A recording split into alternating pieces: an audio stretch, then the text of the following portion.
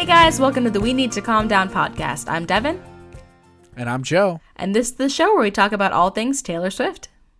That's right. This is the show where two friends finally get to let their dedication to our Lord and Savior, Taylor Swift, fly.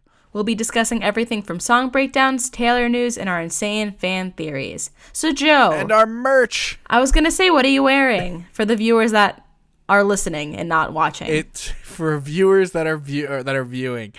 I actually finally got the merch that I bought from Taylor roughly, I think it was almost 4 months ago. That's crazy. So I got the Eras t-shirt. It actually didn't take them 4 months for the Eras t-shirt. I got the cardigan that I swiftly learned is definitely a female cut cardigan.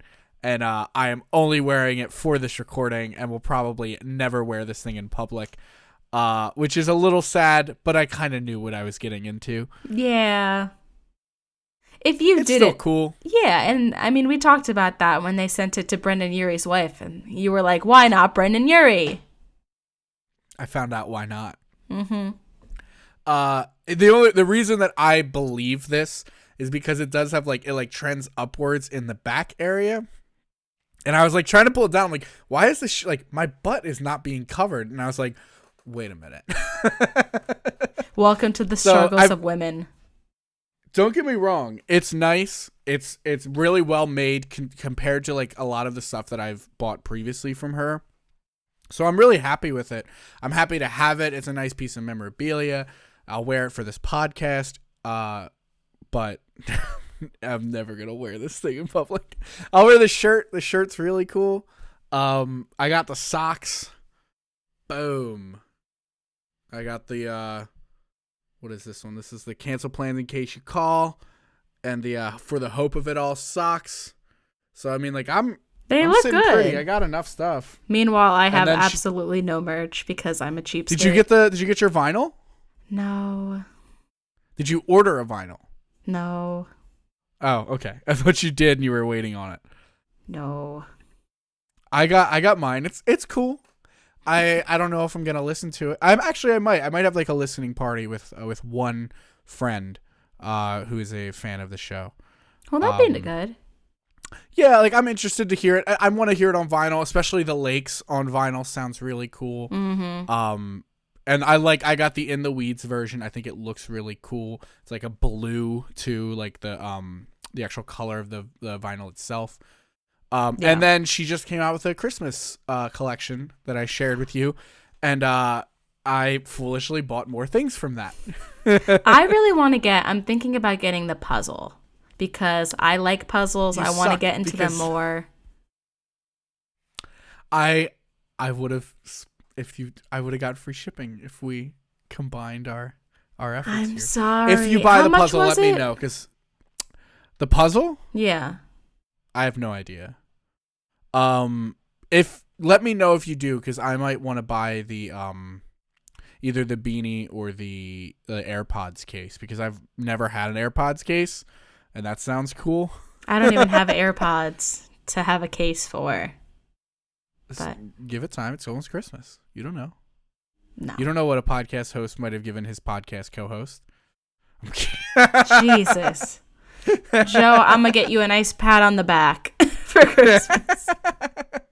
I don't got no money. I think we actually got a pretty great gift this year from the main person in our lives, Taylor Swift. So, Devon, I think that's as good a segue as I'm going to ever create for myself. What are we talking about on this typical Tuesday night? Well, Joe, we are in November of 2020. What a year it has been. But the silver lining of it all is that Taylor Swift is contractually allowed to start re-recording her first 5 albums. Whoa! Insane. And that's what we're going to be talking about today. I'm really excited about this one because it has been a little bit the news started cropping up around the end of October. Mm-hmm. Once we hit November, it exploded on all the news outlets. It's in November. Taylor can do this. She said she was going to do it in the past. And funnily enough, like we're sitting down, we're recording this on Monday, right the Monday before the Tuesday that this episode comes out, and it's like nighttime, and we're going over our notes and everything, and Devin goes, "Wait, breaking news!" And she pulls out her phone and goes, "Taylor Swift just tweeted." Literally, as we're just brainstorming and getting ready to record at 5:55, she tweets out, "Been getting a lot of questions about the recent sale of my old masters. I hope this clears things up." So apparently it was sold for the second time without her knowledge to Shamrock Holdings. And there's this whole contingency that Taylor was like, well, you know, even though it's been sold off again, I'd like to work with you and we can, you know, make sure that the integrity is all good. And then she found out that Scooter Braun's still going to be making a profit off of it somehow. And she's like, in good conscience, I can't do business with you, and I can't allow Scooter Braun in my life at all. So I'm going to keep recording my old records, because she is currently in the process of doing it now, which she has confirmed with this tweet. Which, yeah, I was going to say, like, that was part of the episode plan that we had was, is she, will she, won't she? And now we actually know. We have a definitive answer. She will, which is really cool. It's cool to go into it knowing that. It sucks. I still can't get over the fact that the master recordings were for sale, just specifically not to the original, like, the creator of them. The music industry is a nightmare. Well, we should clarify that. So, I mean, she could have went for sale for them. They said, you know, you have to sign an NDA, though, saying that you will never talk bad about Scooter Braun again. And that's just like, so they've never heard of in this industry. That's just like not a thing. So that's insane. This was targeted for her, that she could not get her masters back. She said they wouldn't even quote a price to her, so that they weren't for sale to her. Insane. Like I do love, like I said, she does say she's recently begun recording her older music. There's a lot of stuff to break down in that specifically that we'll get into later in the episode. But one thing I do like, it kind of went over my head the first time, but I said, I love you guys. I'm just gonna keep on cruising, as they say. Taylor, you say that. They don't say that. You say that. Because I was like, that's such an interesting turn of phrase. Why would she say just keep cruising? And then I was like, wait, that's in Shake It Off. Ugh, how did I miss that? I know exactly how I missed that. I don't listen to Shake It Off. Oh my gosh. I was thinking about that because we both read the Rolling Stone article, and she talks about Shake It Off in that article, like how she always has to play it whenever she does an arena tour. And in my head, I'm like, you don't have to play it, though. You don't have to. But she does for those fans. For those fans. So let's go dive a little bit deep into this. So, Devin, what is a master recording? Like, let's peel back everything. Let's learn about this process, what happened, how we got to where we are. What is a master recording? Why is it so important? So this is what I spent all those thousands of dollars learning at college. This was in my major. This is what I've learned. Music publishing and your masters, both very content-heavy discussion points. So a master recording. Basically, your masters is your original recording that everything else stems from. So whether it's putting your song on a streaming platform, that's technically a duplication. Any CDs, vinyls, physical copies, live performances, that all comes from masters. So whoever owns your masters is in possession of how it is used. So when it's released, being used, or like when and where it's released. And then also, if I wanted to license it out, like, hey, I'm gonna put it in a Target commercial, and Taylor's like, nah, I don't support Target, they do X, Y, and Z. Whoever owns the masters can say, well, I don't care, we're gonna license it out to them. And that's how we got in our very first episode, the when we broke down the Paris concert, why we spent the entire episode wondering why she didn't play any of her pre-Lover songs. That's your answer right there. Like, because exactly, like you said, live performances, she couldn't benefit off of those. So yeah, when you perform something live for recording, because it was going to be played later, you can't, like, that's called, like, it's duplication. So you can't perform those songs because you are not the master's holder anymore. And so that's interesting.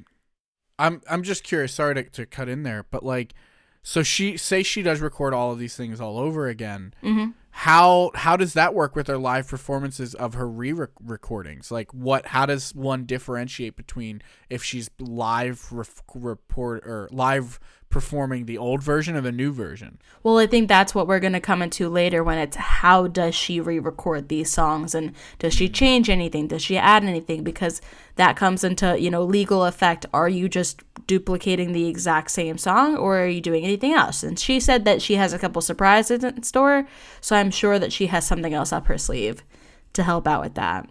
But continuing on with the masters, most of the money is made or given to the master's holder from streams. However, Taylor Swift is pretty unique as an artist. She's, her own singer-songwriter.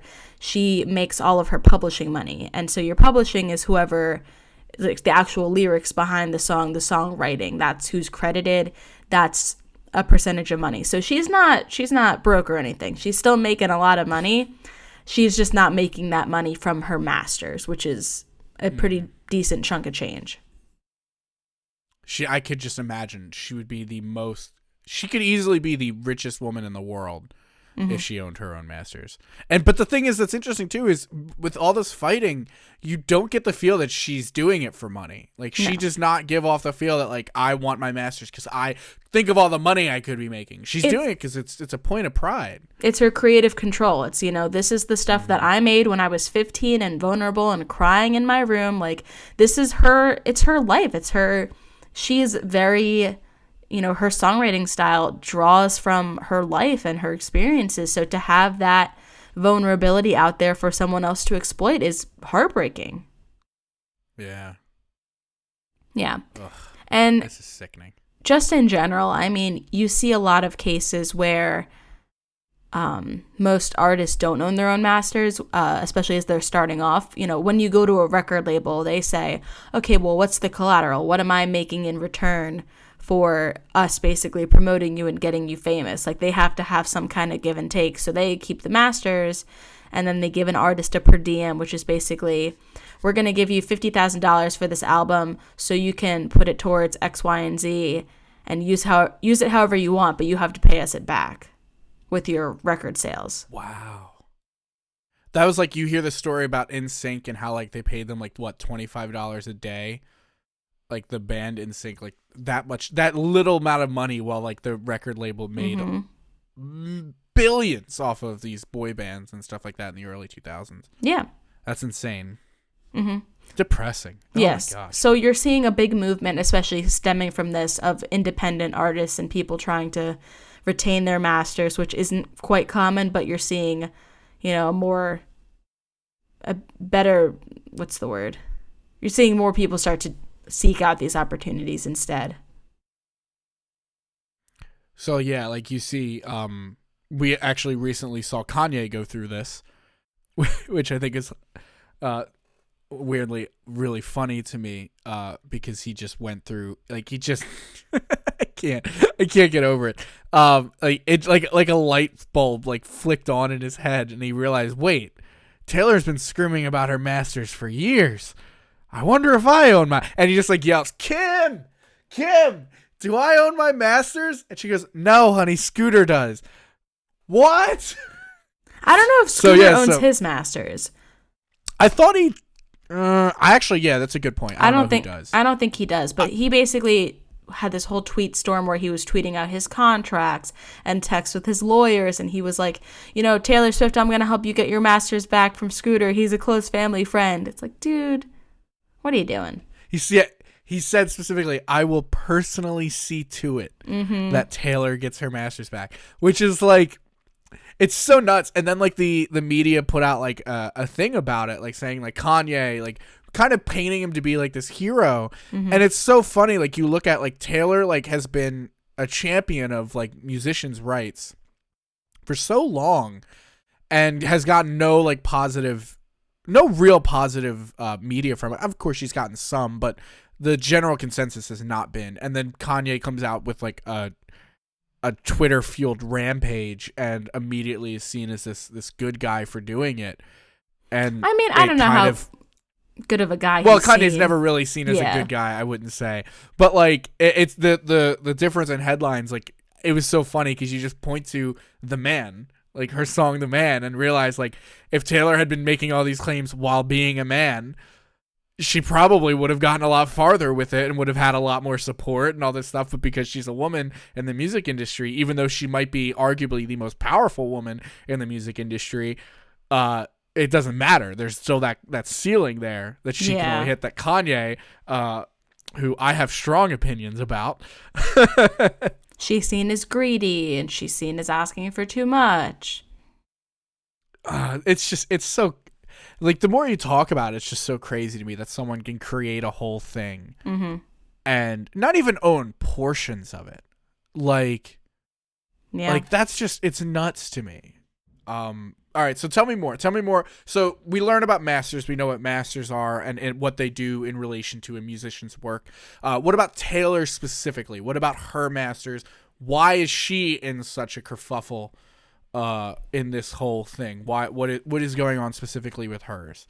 Yeah, so basically Taylor was signed to Big Machine Records, which, you know, the record head, or the head of the record label was Scott Borchetta. So Big Machine in that sense owned her masters. It was fine because Taylor was with them for a while. She had this, you know, relationship with him and this trust that was built. And after she was trying to leave and, you know, her contract was up, she was trying to see what options there were out there for her.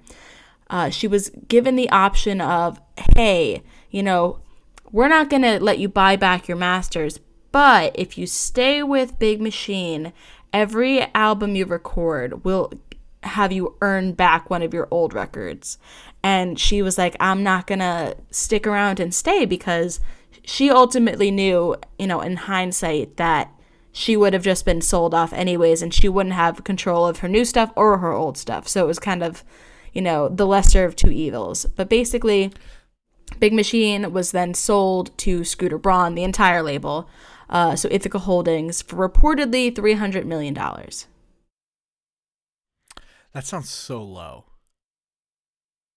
I mean, for the label itself, maybe, because she's pulling in money a lot of different ways too, you know, whether it be from merch or her publishing, like it, just her tours are also, like, I think her tour is what I think she's making the most out of, because she had like the number one tour with Reputation. But like, I don't know what else is on Big Machine. I don't know who else is signed to them. So I don't know. For me, owning all of Taylor's masters seems like those songs are going to be, they're Beatles level songs. I'm not gonna, like, I hate when I say that, like, whenever I come to people and say, oh, I'm a Taylor Swift fan, and they go, oh, well, her music sucks. It's like, well, no, like, everyone loves her music, whether you do it or not, it doesn't matter. I don't like the Beatles. I can't stand the Beatles, but I'm not going to sit back and say, oh, the Beatles music, it all sucks. Like, if you had a chance to buy the Beatles music, like the entire catalog, for $300 million back, probably with adjusted for inflation, like, yeah, any record label would. Didn't Prince own the Beatles or something like that?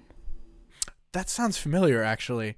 I think I someone did that. Or Michael Jackson. They bought, I think it might have been Michael Jackson. There was a case where a prominent musical artist bought the masters of another prominent musical artist for this specific reason. Yes. But Swift even estimated in that sale, after she heard about the cost, that her masters are worth over half of that deal. Like, which, like you said, if you think about it, like, think of how many Beatles songs you've heard in a Target commercial. Specifically, that's what I love when you said Target specifically. Like, think about, like, how many commercials you hear, like all of these famous classic rock songs. You're going to hear Taylor Swift songs in a majority of them. Think of the ones you already heard "Shake It Off" on, and they're making money off of all of those placements. Lots of money, especially because it's a big name. People know that song. Like, I remember there was the Beatles song that was associated with the Target commercial. I didn't know it was a Beatles song, but I associated, anytime I heard that song with Target, was You Say Hello, Hello Goodbye. Like that song. Yeah, Hello Goodbye. I was thinking that in my head before you even said it. Every time I hear that song, I think of Target. And, like, do you know how much money that's worth? To every time someone hears Shake It Off, to think of X brand name? Yeah. Like, they're making big money on that. 300 million is like a steal, really. Mm-hmm. But yeah, like you were saying, she said she was completely unaware of the sale and that it was her worst case scenario based on her history with scoots. And then she, like we just learned, she got it's sold again without her awareness of it too. Yeah, and that's crazy. Like, imagine your master's being sold 2 times. Imagine like without you knowing like about imagine you created something like for 10 years and like you don't even know about it. Mm-hmm. Like you don't know the state of it. You don't know who's making money off of it. She went on like back when this occurred, back when this first sale happened. She wrote a very long blog post, basically saying like she had asked for years for a chance to buy her work, and like you said, she was to earn back the album one at a time, which to me makes no sense because in theory you're just a snake eating your own tail. You're never gonna actually own everything. And she walked away because once she knew that contract, they would sell it. Yeah, I can't get over that. Mm-hmm. So what did she do after that? What, like she kind of like we know My Tears Ricochet. She turned her back on her, well, not turned her back, but kind of was forced to leave those 6 albums behind. So what is she doing now? In terms of what? Just like with Republic? So so she signed a deal with Universal Music Group. You said her subsidiary Republic Records. That is Republic. Which I said Atlantic, but you said Atlantic before, and I said Universal just because every time I buy a piece of this merch, I get an email that says Universal Music Group has accepted your payment. There you go. So do you know anything about this deal now? Allegedly, she owns Lover and she owns Folklore now. Yeah, I think she owns, if not 100%, like she owns the chunk of her masters moving forward. Like, those are hers. She has, in interviews talked about how she started to do a lot of things DIY with her own team. She's not really relying on labels as much. And Republic definitely knows that. They're probably just like, you know what? We have her under us. We might not be making like as much money as if we did have her masters, but we're still making money and we have that name, and that name is valuable. Well, that's the other thing too, is like, again, with Taylor, like, I don't think she wants her masters for money. Like, I don't think she needs it, but 2, it's not the reason that she's fighting for this stuff. And it's very clear in all of the communication she has about it. So she could easily be like, Universal, if you want to use this song in a commercial or for anything, let me know first. You can take the money from it like you would if it was your own of your. We don't know that this is the case, but she could easily just do that and say, look, as long as I own it and I say, look, I don't support this company or something, I don't want you to use it for that ad, but you can use it for this ad or something like that. That company is still in a pretty sweet spot making all of that money in the same way, but like she still gets that satisfaction. Not only did that, but like there's a big vilification of now Scooter Braun, Scott Procetta, and all of those record labels. And now, like, I feel great about Universal Music Group. I want to go to Universal Studios in Orlando again and support them because of knowing that they're making this musician happy, making like they're labeled. They're now well known, which they not that they weren't before. Universal's a pretty big, but this is such a big news story, and having such a big artist like Taylor on it, the publicity is insane. Like, there's just a lot going on for them for this that it just makes sense to allow her to have her masters for this. Yeah. So now with Republic Records, as an independent, Taylor's faced with this decision, well, should I re-record my new stuff? And the answer is yes, and she's currently working on it now. It's interesting. Back in July of last year, Kelly Clarkson spawned a lot of speculation about it by tweeting before Lover came out. I'll read the exact tweet. Just a thought. I like that Kelly Clarkson also uses you, not YOU, like since you've been gone.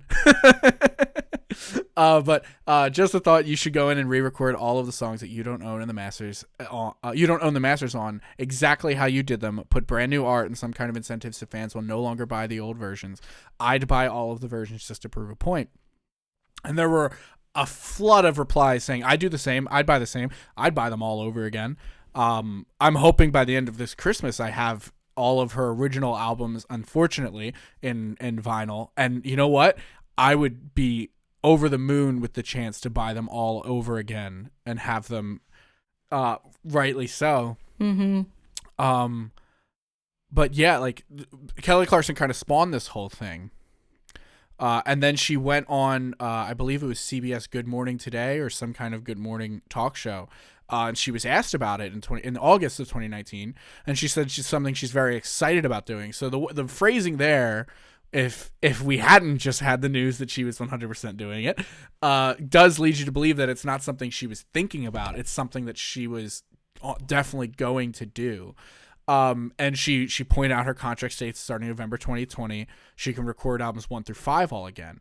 And she's very excited about that. And she said, I think artists deserve to earn their work, which sounds crazy. I know. Mm-hmm. Sorry, I can't get over it. But it's cool. Like, she feels very passionately about that. And you can tell, like, it's so refreshing too, because like you can tell, like she has been saying that for years. It's a platform she has stood and died on, and it's so cool to see that she's never wavering. She doesn't do it just for herself. She's fighting for every artist. She thinks it's a universal thing that every artist should own their own work, not just her. And she doesn't think that an artist who's 15 or 16 or like Billie Eilish or something that's coming up should have to have this fight later in their life after they've sold everything. Yeah. And so as of today, she tweeted, including in that paragraph, I've recently begun re-recording my older music, and it has already proven to be both exciting and creatively fulfilling. I have plenty of surprises in store. Sunglass emoji. So I'm so excited one question to I do see have, where that goes. one question I have for you, so it's everything you keep saying first 5 albums. Why the first 5 albums? What about Reputation? So we aren't sure the exact contract terms that was, between Big Machine and Republic, or not Republic, Ithaca Holdings. Yeah, we're not sure what went down with that, but basically the standard rule is that you can only re-record songs 2 years after that contract ends or 5 years after the release date of the album. So unfortunately, Reputation was released in 2017. It does not fall under that 5-year or 2-year deal. But in 2022? In 2022? We could see a new Reputation? And if she does space it That's out decent interesting. enough, then yeah. So that's the history of this whole kerfuffle, and I keep using that word because I love it, that has happened and gone down with Taylor Swift's masters. Kind of give you a background of what a master is and how it's affected Taylor, why this whole battle has started. Devon, what are you excited about? Everything. I'm excited about life right now.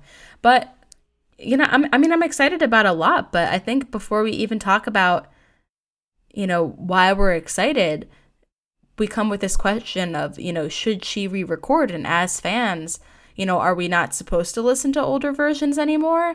And I mean, she addressed that in her tweet today. She said, I want a way for fans to listen to the originals without feeling guilty for supporting Scooter Braun. So I guess she doesn't want us to, but at the same time, if you want that authentic feeling, you're just not going to get that from Taylor almost 20 something years later. It's not going to be that same raw emotion. And I just don't know if it's going to be authentic. I'm super excited for it, but thinking about a song like 15, like, can she even replicate that? It's interesting because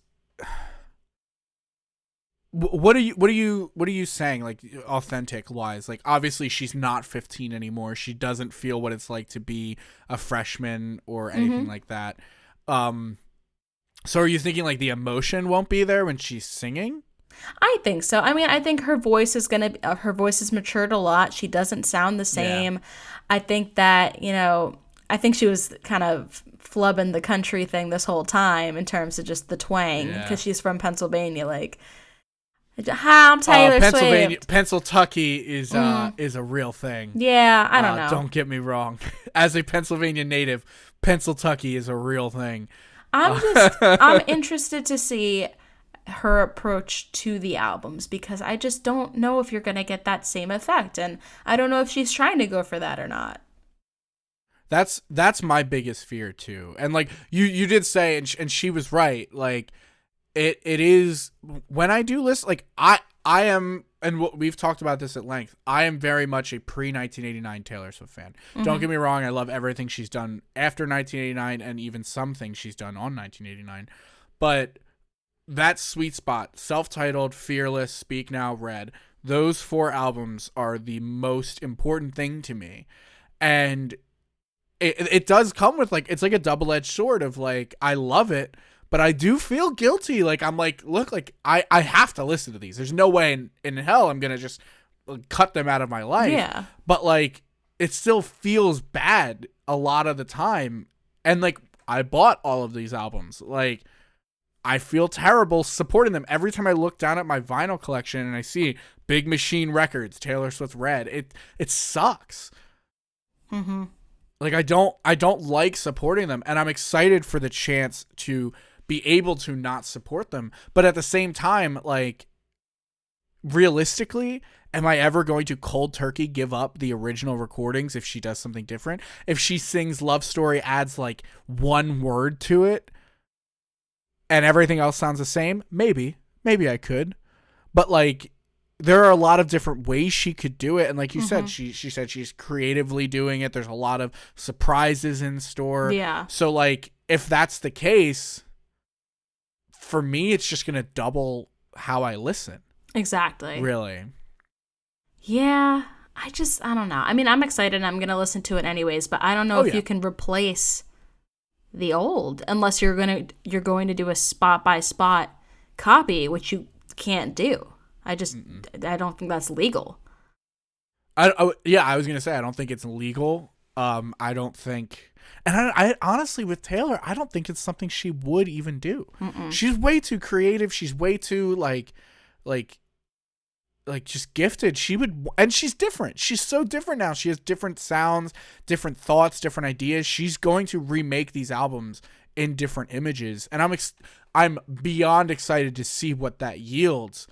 But I don't think it's going to be a complete replacement. I don't think even the most diehard Taylor Swift fans, maybe some, but I don't think she's going to get a massive conversion of people.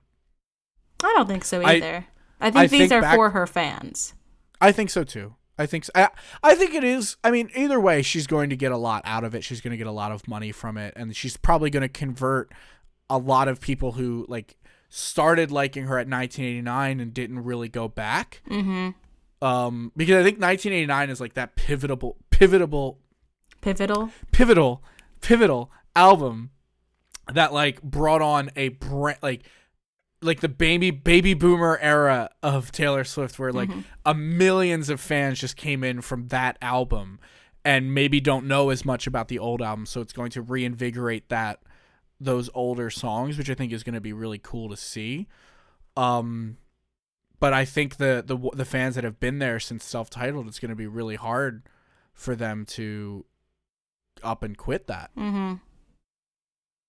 I agree. Well, so if she does re-record, which we know that she's doing now, how's that going to work? Is she going to release each album like re-recorded like one at a time, all at once? Is she going to do like Taylor Swift greatest hits? I can't imagine she does greatest hits. I think we can knock that one out of it right now. Because I think, like, again, I think this isn't greatest hits. To me, sounds like a cash grab, which most greatest hits kind of are. So, and like we said, Taylor Swift is not a cash grab artist right now. That's not the reason she's doing it. So I think at the end of the day, even if it's just come back, be here, she wants to own it. Yeah. And I'm sorry for the Comeback Be Here stands, but not my favorite. But no, I think it's definitely going to be, she's going to try to grab that whole discography. But I don't think she can't drop like 90 some songs in a weekend. She's got to space them out. No, she's definitely I think she's going to do it in order. She's going to do self-titled and then have that be a thing for a bit and then eventually Fearless. I think she's probably at least 6 months between each album. I was going to say, I think 6 months is it probably longer because of her. But my big fear is like, don't get me wrong. Like I said, again, I'm excited for her to do this. I'm excited to see the differences that she does with it. Mm-hmm. But I'm nervous, like, if she does this every 6 months, say, even like that's the best case scenario. That's the shortest amount of time. That's 5 times 6 months. That's 2.5 years of her working on this and this alone. And then how long is it before we get T Swift 8? 9. Or 9. That's crazy. Like how long before we get to that? If this is what she do. Granted, she is a ridiculously talented woman. She could work on T Swift 9 alongside this, but still. I think she'll definitely work on it besides this, but I don't think she's going to release an album for a while. I think so that too. Folklore was kind of this is going to be it for a bit. I'm going to go to the lakes now. Yeah, that sucks. Like kind of like her 1989 where she took a break until Reputation came out. Yeah. I hate that. But at least like this is still content. And like the one thing that I'm excited for. So let's see. What do we have here? Will she keep her country roots for the first 3 albums, 3.5? Or will she kind of give them a modern update on all of them? That's really interesting for me. I'm interested to see that because she did go back to her country roots with Betty. Very true. Granted, I wouldn't say it's a full back. Like Betty is still, it's not full country. It made it to country radio, but it's not like a full-fledged country song like Tim McGraw. Mm-hmm. But do you think and she's done stuff like in concert, she does a rock version or a pop version of Love Story now. Is how she performs it. She does not perform it in the same country twang and old style that she did before. So what do you think? Do you think she's going to keep those country roots? I mean, I would like her to for a couple of them, but I don't know. I think that we've seen it for so many years now. I think she might try to redo some stuff in a different way, a different twist or turn to make it a little bit more interesting. All right, so when you say different twist or turn, I don't know if you're familiar with this. I wouldn't stop talking about it, but I don't. That does not mean that you had to give it any time of day. Okay. Did you hear Kelsey Ballerini's album Kelsey? No. Okay, cool. Then I'm assuming you didn't hear her follow-up album Ballerini. No. So Kelsey Ballerini this year came out with an album earlier this year called Kelsey that had a lot of great hits on it. I listened to that album. It is one of my favorite albums of the year aside from Taylor Swift. And then in September, she came out with an album, Ballerini, which is basically the exact same album, but just like different versions of every song. So like, Club is a song on the first album, and it's like a very upbeat pop, not like country pop anthem kind of thing. And then she completely slowed down the tempo, changed the delivery of it, made it a very slow piano song. In the second version of the album. Are you thinking that's what Taylor goes with? Do you think it's something that drastic? Or do you think like a different beat here or there, or like how we got the demo recording of Red versus the regular recording of Red or something like that? I don't know. I think I'd like to see some different versions. Like actual. Do you mean like completely different? Like completely different. Interesting. I see. That's the thing is, if she does that, I would love that. Don't get me wrong. I would listen to it to the end of the earth. But then you would still like. There's no way I would give up the old version of it for it. Very like if true. she does If she does a slow rendition of Long Live, awesome. Amazing. I would love to see the piano. Like, 'cause she does that in a live show. I would love to see that. But that does not mean I'm never going to listen to the original Long Live again. I'm going to listen to it all the time. Yeah, it's difficult because, you want to have the authentic version, but at the same time, then that's just a direct copy. It's hard reporting. And yeah, like the direct copy is the hardest thing. And like, I don't think she can even do a direct copy. Like, I don't think her voice just isn't the same. No. Like, you go back and you listen to some of the really old stuff. You listen to like When Daddy Let Me Drive, or like those really deep cuts that are like young Taylor. I don't think she could pull that voice anymore. I really don't. And it's not to say that she got worse. Yeah, exactly. Yeah. She has gotten so much better as a vocalist over these like this decade and a half of singing. Like, I don't want her to go back to that. I'd like to see her like belt, because she could belt a lot better now than she could back on Self-Titled, and I love to hear her belt some of those things. Yeah. Do you think? All right. So, what are the different things she can do? Different renditions. Do you think we already said country roots. Do you think she's going to do a different genre for these? And what kind of genres are you thinking? I would say maybe pop or rock, but I think she'll probably stay country folk-esque. Interesting.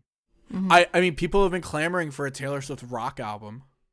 Do you think she would do Red in a rock? Like, if she redid Red as a rock album, like a genuine rock and roll album? Well, okay, I think we're thinking of it. I just thought of this now. I think we're thinking of it too broad. What if she doesn't do re-recordings of each album separate, but she creates these new pieces of work? Like, okay, well, now I'm going to do rock covers on this one piece, and it's all these different songs from the 5 different albums.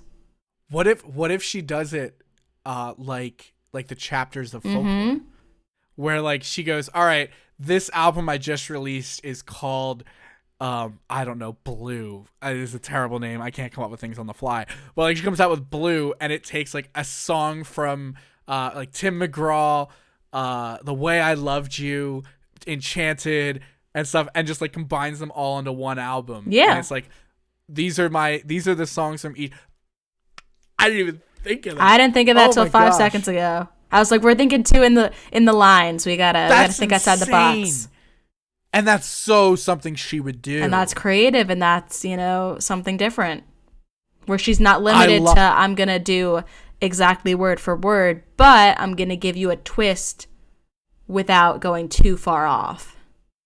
I love that so much. Because, like, there are songs, especially on the first 4 albums, that, like, you could mix and match and make a new album out of. Easy. Yeah. And oh my gosh, that I've never wanted that so bad. I hope we tripped and stumbled on exactly what she ends up doing. Oh my gosh, 1, because that would make the podcast insane and people would love us. But 2, like that's my new favorite way. I think that's the only way I would want it, because then you get a new incentive for people, because Taylor herself, like when she came out, the chapters could have been her messing around with that model from the get-go and seeing how it was received. Oh my god. Boom. That just blew my mind. No, that's insane. So all right, forgoing that thing, because that is clearly, I think, exactly what we want out of this. I think in a perfect world, we get Taylor Swift personalized Spotify playlists of her first 5 albums. Yes. Which then would leave Reputation to just be re-recorded in its entirety, which I'm not opposed to. I think that album could be re-recorded and be made a lot better. Hey, that means I think 1989 is better than it. Oh my god. Actually, is that even true? I don't know if that's true. So what album, if she were to record it album by album, would you be most excited for? Well, so our choices, let's go into that first. So out of these 5 albums, Self-Titled was 14 years old this year. Fearless turned 12 very recently, as of, I think, 2 weeks ago. Speak Now was 10 years old, Red is 8 years old, and 1989 is 6 years old. For me, I feel like 1989 still feels too new. Like, I know it's not. It's 6 years old, but it's very poppy, and I can't see it immediately getting redone. I feel like I can hold off on Self-Titled for a bit, but then I would love to go in order of Fearless, Speak Now, Red. Self-Titled, 1989. I think 1989 is interesting because, like you said, it doesn't feel that old, and I think it's because Red, Speak Now, Fearless, they're such different radical styles, and 1989 is still very much similar to the era we're in. Like, from 1989 is not so far removed from Lover as Fearless is removed from Lover. Like, just the sounds of the album are so different when you go back farther. Yeah. So I think that's one of the reasons for me specifically 1989. I'm the exact 1989 is one of my least favorite albums of hers, so I don't really look forward to that. But like, there's this interesting dichotomy of me of like, I think Speak Now, and this is a recent development, like within the last 4 or 5 months that I learned, I think Speak Now is my favorite record of hers of all time, over Red, which had been the forerunner for so long. That I would think, oh, well, Speak Now. I want to hear the Speak Now, but like, I don't think there's anything she could do that would make me love Speak Now more than I already do. So if that's the case, I think I would be most excited for Self-Titled, because Self-Titled, I like the songs. Don't get me wrong, they're not bad. I grew up with them. I really like them, but exactly in the same boat as you, it's nowhere near my favorite. I don't like I like Tim McGraw, Teardrops on My Guitar. Like, I like the popular ones, but like the old ones, Mary's song, like one we bond over, we really like together. But like a majority of that album, I'm like, I could take it or leave it. But that means that it's so open for me is to see what she does with it. Yeah. If I have the least amount of expectations for that album, that's the easiest for her to blow my mind with it. Exactly. So I think, like, hot take here, but I think Self-Titled is my most excited, which if she goes in order and if this is the way she does it, I mean, I get to wait the least amount of time. Fearless, Red and Speak Now I'm just nervous about, because like I said, those I think are perfect albums. So what can she do? And I'm so afraid of, like, I got to remind myself the mindset of, like, just because she's doing this does not erase the old one, but it's also hard because she's trying to, in a way.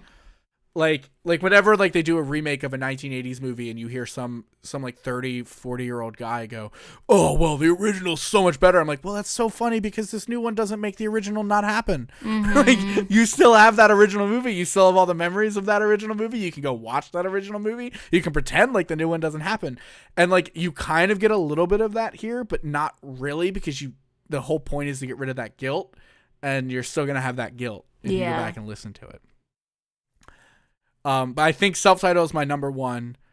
Probably then I think it just might go Self-Titled, Fearless, Red, Speak Now, 1989. And I think it goes in specifically that order because I like Speak Now so much, and though I'm afraid of how she's going to change it, but I'm less afraid of how she's going to change it than I am of caring about her redoing 1989. Yeah, that makes sense. I agree with that.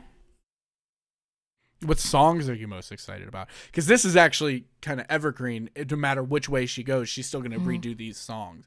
Exactly. And I think your list is so interesting. It's interesting because here's the thing.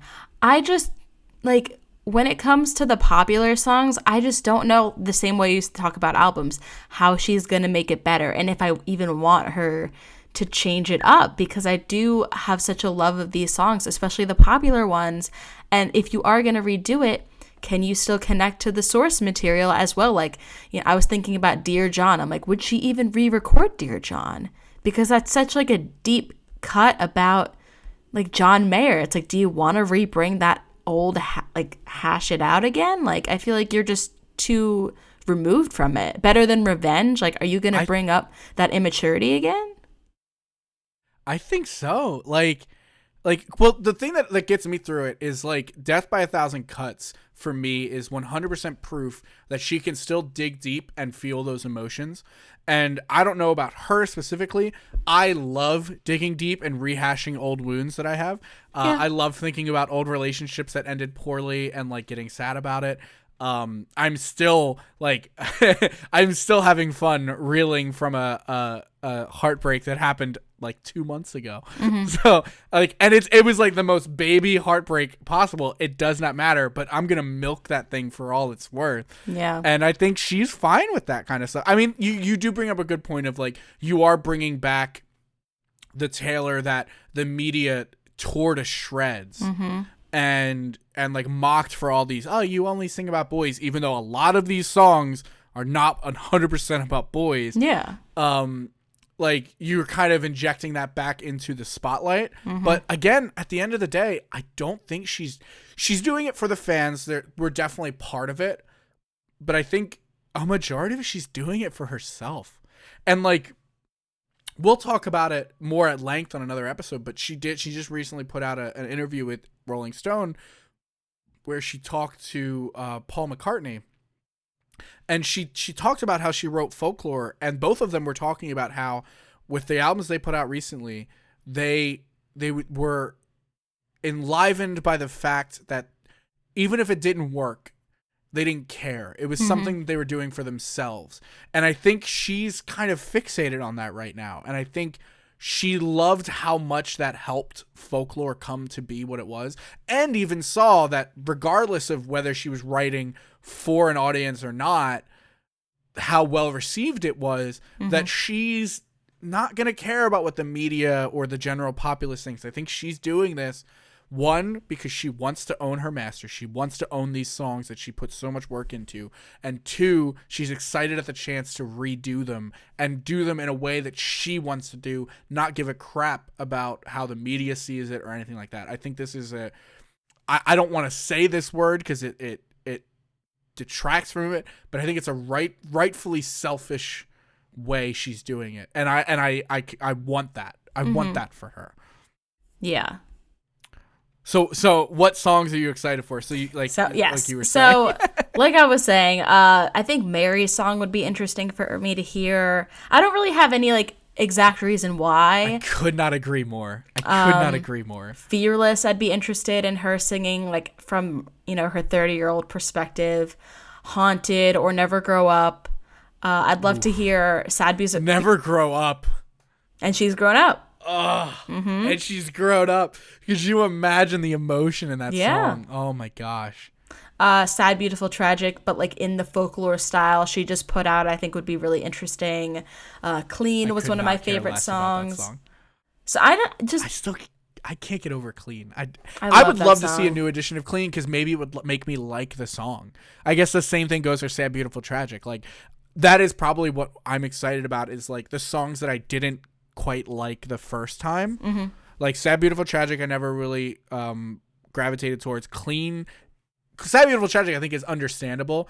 Clean, I feel vilified every time I tell a Taylor Swift fan that I do not like Clean. Yeah. Like, and probably rightfully so. But like, I would love a version of this song that makes me like it as much as everyone else does. I think she definitely, like, even just watching her perform it live is a different emotional experience than the production behind it. So I'm interested to see. I don't know. What about you? What are you thinking? I kind of just threw a mishmash together. And now that after we're talking about it all, I'm like rethinking it. Because I picked a lot of songs I really liked, and I like my idea of picking songs that I don't like in hopes that I like them a second time. But I'm interested to see Tim McGraw. The one thing I'm really excited about, and we'll probably close on it, is I'm excited to see what she does, not Carrie Underwood, like Kelly Clarkson said, are as incentives for people to buy them, whether it be new art. But like, could you imagine if she got Tim McGraw featured on Tim McGraw, like as background vocals? Like, how cool would that be? Yeah. I would love to see when she performs We Are Never Ever Getting Back Together, or at least when she did in 1989, she did like a rock version, like with electric guitar and like a very not pop version of that song. I would love to see that. Love Story, I would just love to see how she feels about it now, because it is probably her most famous song ever. And I would love to see what she does with a song of that stature. Enchanted, even though, again, I think Enchanted is a perfect song, I don't think there is a way you can improve upon it, but I'm interested to see what she does to it so I can not like it. Long Live, like I mentioned before, she does a piano version that mixes into Enchanted. I think it's Enchanted. And live that I would love to see. The Way I Loved You, because I want to hear how she delivers that bridge now that she's older. Mm-hmm. And I think the one that we're all kind of wondering about here is All Too Well. Like, I need to know how she does All Too Well at 33 and what we kind of get from that. So the last thing I want to talk to you about specifically is those incentives. What do you think are things that are going to get people to buy it, that more than just, hey, you're buying a greatest hits, if she does like a greatest hits or like a Spotify playlist version of her songs? What do you think will be the number one? And I'll start, and I'll steal exactly what you wrote, because if she puts out Red bonus track All Too Well 14-minute version, every single diehard Swiftie will buy 30,000 copies. It will be the most sold album by Swift fans in the world. But those are things that she could do that are like, all right, look, I own my masters from this. That's cool. I got what I wanted out of it. But to get the fans involved and give them something they want, this is what I did for them. So, like, what are you hoping to see aside from just the re-records? I mean, besides the re-records, in terms of like bonus tracks, I would love to just see, because I know this girl has just a library of music. I would love to see what she's been holding out on us, and she's like, here's a different alternate version of, this song that, when she put out Cardigan, she was, the original lyrics. I'd be interested to see if she has anything like that up her sleeves that we don't even know about, because I bet you she does. I think like that's one of the things we want to go into in a future episode is voice recordings of like all the stuff, like her process and everything. So like, I forget, like we were talking about, she has like millions of voice memos that probably span back a decade at least. I mean, I don't know how early she started recording voice memos, but I think just in terms of it was general 1989, stuff. so 6 years, at least 6 years. Yeah. I would be interested to see if she does features, like if she brings a different artist in for certain things, like I said, Tim McGraw and Tim McGraw, but like other kinds of things. Like she has such a giant clout now that she could get any artist to come in. And could you imagine Taylor Swift going, hey, I want you to be featured on this album. I want you to do Better Than Revenge with me. Or even better, I want you to do Love Story with me, or something like that. Like I would love to see how she does stuff like that. Do you think that she would want to kind of split the spotlight? Maybe in a bonus track. Maybe. I think that's a good point. I don't know. Because I don't know how that works legal wise. If she has another artist, and even though I think she would still own it because she still is the writer, and producer on it. I would love to see. I don't know the legality of this, but I would love to see "I'd Lie" finally released, like fully. Yeah, because that is probably my favorite. That's not even just favorite unreleased song. Like that tops a lot of her release songs for me. Like I'd Lie is so good. And there are so many others. You shared a TikTok with me that got deleted and I lost all of those. But there are like a whole slew of songs that are unreleased by her that I would love to see professionally recorded. Like I remember listening to When Daddy Let Me Drive, and it sounds like you're listening to it in a conch shell on the beach. I would love like an official version of her like singing these songs. I think that'd be an awesome bonus feature to get, and a lot, especially the early ones, is like a good remembrance of it. But I don't know what the legality of those songs are.